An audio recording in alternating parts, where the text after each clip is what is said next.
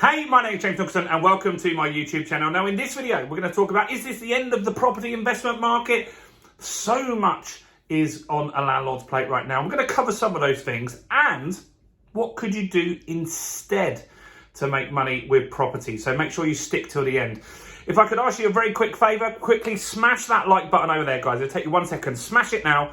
That will help get more views on the channel. And if you could subscribe and hit the bell notification as well. Thank you very much for doing that. We're nearly at 5,000 subscribers. We might even be there while you're watching this. So there's a lot on the plate of landlords at the moment, and it can be a really difficult time. There's never been a time like this. The landlords are really seen as the scapegoat for the property crisis that we've got. And ultimately, what the issue we have is that the government pledged to build around 200,000 properties per year. They haven't hit that for at least 5 years. And now, I was watching the news the other day, they're saying that we actually need to build 400,000 new houses per year to sort out the housing crisis, because there is just that lack of stock. And that really is the difficult problem that we've got at the moment. So what else is hitting landlords at the moment? Well, the big thing that's hitting a lot of people is something called Section 24. What does that mean? Well, Section 24 is when you own a property in your personal name, which you would have done if you've been investing for a while. I've been investing since 1999. It was just how it was done up until about 4 or 5 years ago, when they introduced something called Section 24. Now, what this means is that you now get taxed on the gross rent. So what I mean by that is if you get £1,000 in rent, you pay tax on that £1,000. Now, why is that a problem? Well, most businesses, you pay tax on the profit after you take out all of your expenses. So the biggest expense for a landlord is the mortgage. So let's just say the mortgage is 500 quid, for argument's sake. Now, what happens if they're a 50% taxpayer or thereabouts? On £1,000 rent, they're going to be paying £500 in tax. Now, this is where this becomes a problem, because now they are making £0. In fact, with interest rates going up, they could be losing money every month, or if the boiler breaks or other stuff that we delve into shortly. That means it's not very attractive. And because of that, 30% of landlords have left the market in the last 2 years. Now, what is the result of that? Well, what's happened because that's happening is rents are skyrocketing. Property is supply and demand. There are not enough rental properties and rents are rising. So that's really hitting landlords at the moment as well. Now, you can get around that if you buy new deals and you just invest in a limited company. We've got lots of videos on the channel how to do that. We've done that now. It's actually quite easy, but you need to make sure you set it up the right way. Next is interest rates, right? So interest rates is hitting everyone, isn't it? You might not even own a property, but the interest rates will hit you. Maybe you've got a credit card, right? And so interest rates have gone up, I think 11 months in a row. It's going to be 12 times in a row in the next few days, or next 2 weeks, isn't it now, till we have our Bank of England meeting. So the interest rates going up. They hit buy-to-let landlords a lot more because we pay interest only, right?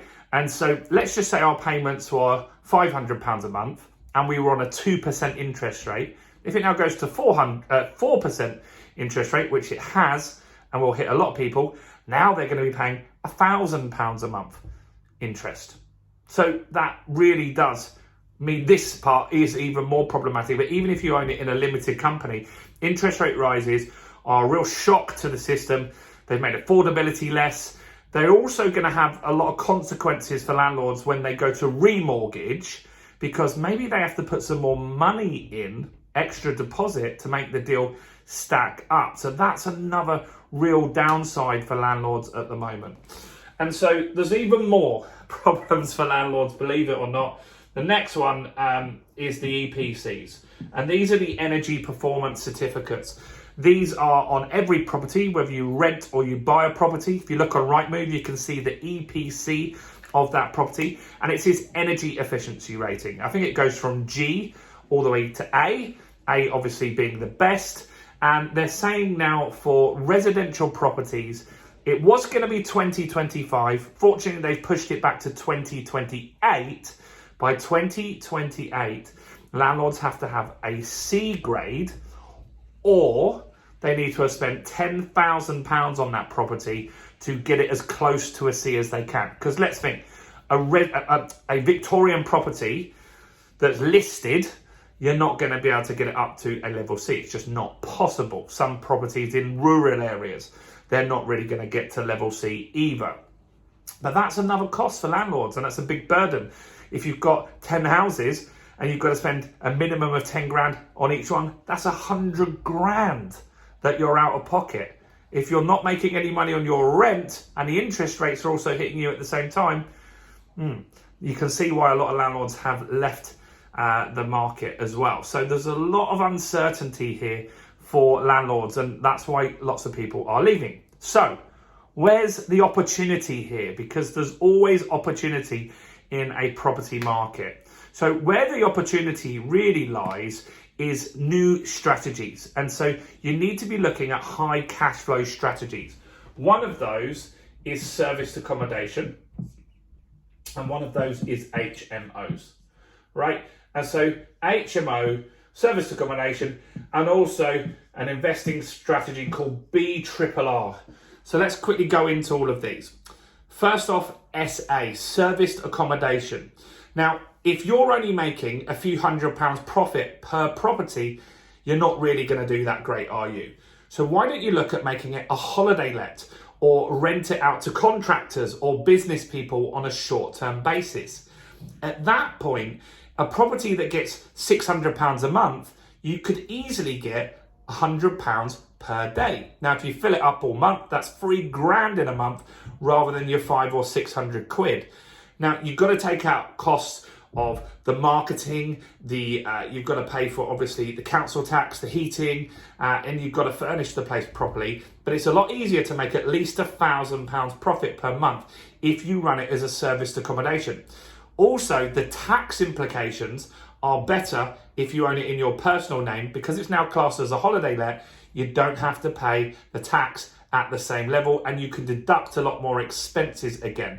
It comes under a different scheme. So speak to an accountant about that. That is a win for sure.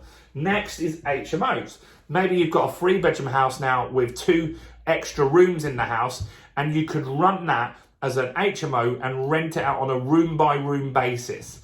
So if you've got 2 rooms, a living room and a dining room, that could be turned into a 5-bedroom property, rent it out on a room by room basis.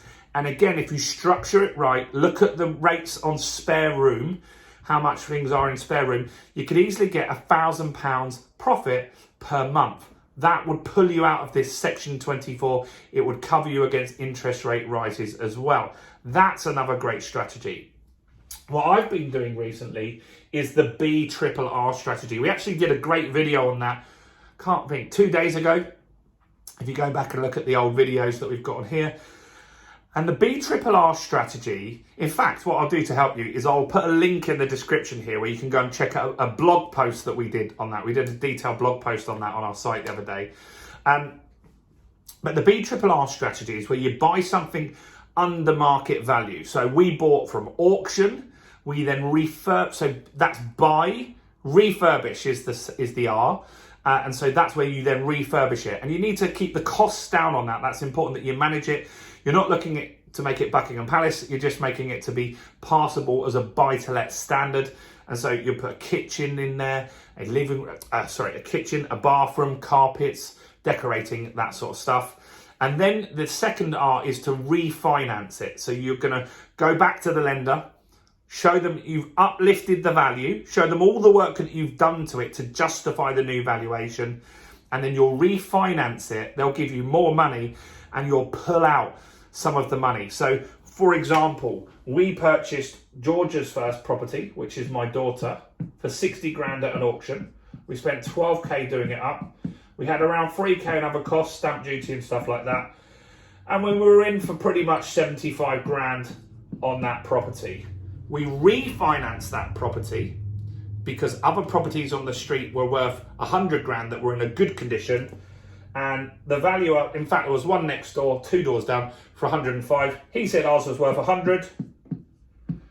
And so when the house is worth 100, you can borrow 75% on a buy-to-let mortgage, which means they would lend me 75, which is what I've spent here, and I got all of my money out, give or take a few £100, right? There would have been other costs, solicitors, and a few things like that, right? But we got most of our money out, and then we did a second deal.